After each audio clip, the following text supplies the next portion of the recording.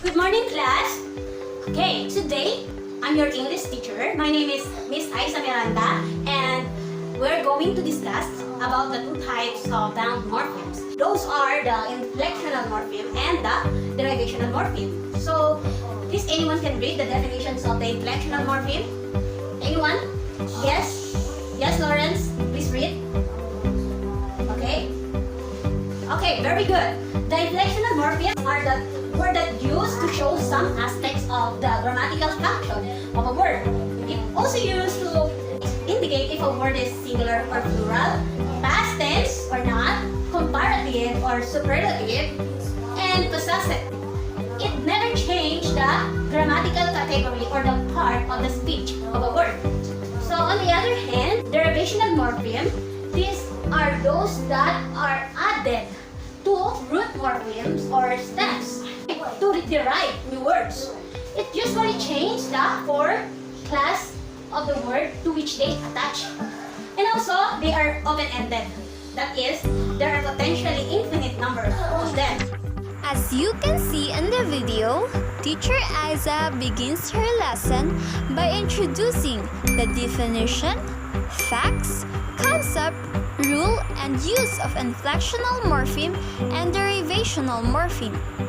Therefore, this only implies that the teacher uses or applies the deductive method of teaching. The deductive method of teaching is teacher-centered, meaning the lessons come from the teacher and there is only a minimal interaction between the teacher and the student.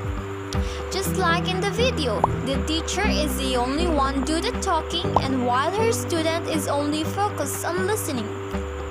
It begins with abstract rule, generalization, and it ends with specific examples and concrete details. The drills or exercises come after the explanation of the rule or principle.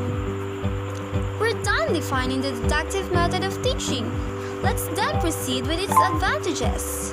It gets straight to the point.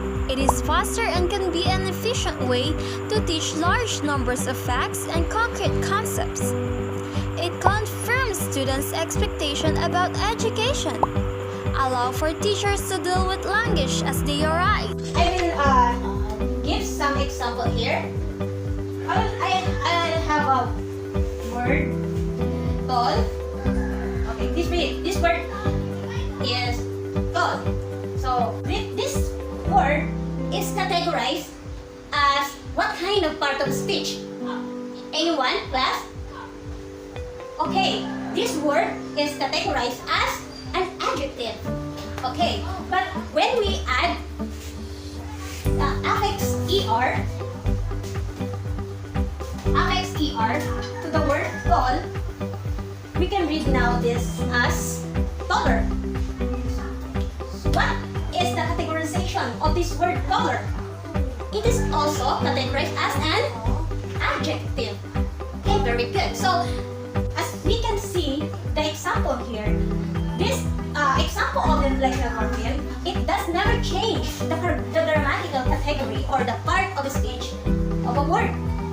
The word tall is an adjective. Also, when we add or attach the affix er, it remains as an adjective. So, while in derivational morpheme, I will cite some example here, the word read. So, what do you think the categorization or class of the grammatical class of the word read? Okay, anyone? Okay, very good. This word is a verb. This is a verb. Okay. But when we attach the affix er to the word read, when we attach the word er to the word read, it becomes what? It becomes what kind of part of the speech? Very good. It becomes a noun. It becomes a noun. So we can see the differentiation of the two morpheme, which is the inflectional and the derivational morpheme. As we can see here, the grammatical categorization of the word read in derivational morpheme has now become has changed. Okay? It become noun. So that is the differentiation of the inflectional and the derivational morpheme. At the beginning of the lesson, teacher Aiza begins it with introduction of the concept, generalization, and principle of inflectional morpheme and derivational morpheme. Then she ends it with further elaboration of concrete details, which includes the examples of inflectional morphemes and derivational morphemes. A while ago, we talked about the advantages of deductive methods of teaching. But now let's proceed with its disadvantages, which are: starting with our grammar explanation is not